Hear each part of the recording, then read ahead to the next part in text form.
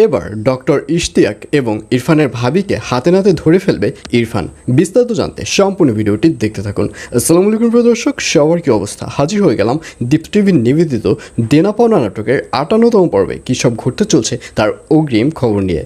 এই পর্বটিকেও মিস করবেন না, কারণ এই পর্বে আপনারা দেখতে পারবেন ডক্টর ইশতিয়াক এবং ইরফানের ভাবির যে একটা বাজে সম্পর্ক রয়েছে সেটা আবার ইরফান হাতে নাতে ধরে ফেলবে। কারণ ইরফানের ভাবিকে দেখা যাবে সে ইরফানের মাকে রুম থেকে বিদায় দিয়ে এবার ডক্টর ইশতিয়াকের কাছে চলে যাবে এবং ডক্টর ইশতিয়াক বলবে, আসলে তোমাকে ছাড়া আমার একা একা থাকতে খুব কষ্ট হচ্ছে। আর এই কথা শুনে ইরফানের ভাবিকে হাসতে দেখা যাবে।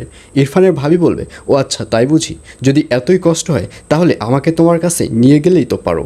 আর তারা যখন এই ধরনের কথা বলে হাত ধরাধরি করবে, ঠিক তখনই ওখানে ইরফান রুমে চলে আসবে। কারণ ইরফান তো অফিসে বসে তার বাবার কাছ থেকে জানতে পেরেছে যে তার ভাই আবার নতুন করে অসুস্থ হয়ে পড়েছে।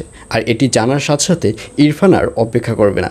ইরফানকে দেখা যাবে সে বাড়িতে ঢুকেই কাউকে কিছু না বলেই সে তার ভাইয়ের রুমে চলে যাবে এবং সেখানে গিয়ে দেখবে তার ভাবি এবং ডক্টর ইশতিয়াক হাত ধরাধরি করে দাঁড়িয়েছে।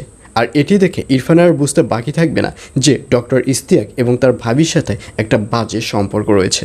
আর অন্যদিকে পারিকে দেখা যাবে সে তার হাতের বানানো গহনাগুলো চড়া দামে বিক্রি করতে পারলেও তার মন মানসিকতা খুব খারাপ থাকবে, কারণ সে ইরফানকে নিয়ে একটা টেনশনের মধ্যে পড়ে যাবে এবং এক পর্যায়ে সে ইরফানকে ফোন করবে।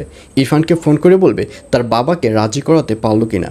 আর এই কথা শুনে ইরফান বলবে, না, আমি আমার বাবার জিদের কাছে হেরে গেলাম, আমি পারলাম না আমার বাবাকে রাজি করাতে। তখন পারি বলবে, ও আচ্ছা, আমি বুঝতে পেরেছি, তোমার বাবাকে আমার বাবার সামনে ক্ষমা চাওয়াতে পারবে না, এটা তো। তখন ইরফান বলবে, হ্যাঁ, আমি আমার বাবাকে অনেকবারই বলেছি যে আমার বাবার বর্তমান যে ক্রেডিট রয়েছে এর পেছনে তোমার বাবাই জড়িত, কিন্তু তারপরও আমার বাবার মন গলাতে পারেনি। আর এই কথা শুনে পারিকে দেখা যাবে সে কোনো কথা বলবে না। তখন ইরফান বলবে, তুমি একটু ধৈর্য ধরো, আমি এখনও ট্রাই করে যাচ্ছি কিভাবে আমার বাবার মন গলানো যায়। এইসব বলতে দেখা যাবে ইরফানকে। আর এছাড়াও থাকবে আরও আশ্চর্য সকল ঘটনা। সুতরাং সবাইকে দেনা পাওনা নাটকের আগামী পর্ব দেখার আমন্ত্রণ রইল।